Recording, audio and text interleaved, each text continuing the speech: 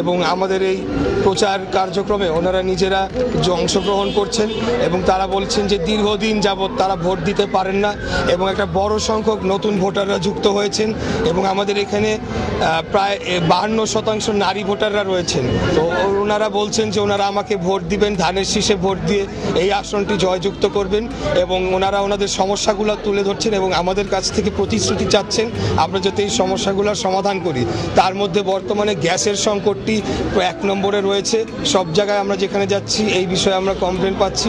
আমিও আশ্বস্ত করেছি যদি আমি নির্বাচিত হই তাহলে গ্যাসের সংকট আমি নিরসনে কাজ করে যাব এবং অন্যান্য যে নাগরিক সমস্যা রয়েছে, জলাবদ্ধতা, যানজট, পরিবেশ দূষণ, বর্জ্য ব্যবস্থা ইত্যাদি, এগুলোর বিষয়ে আমরা প্রতিশ্রুতি দিয়ে যাচ্ছি এবং 31 দফার আলোকে ভবিষ্যতে আমাদের বাংলাদেশ নিয়ে যে পরিকল্পনা রয়েছে শিক্ষা, স্বাস্থ্য এবং বেকারত্ব দূরকরণ নিয়ে, সেগুলোর বিষয়ে আমরা কথা বলব।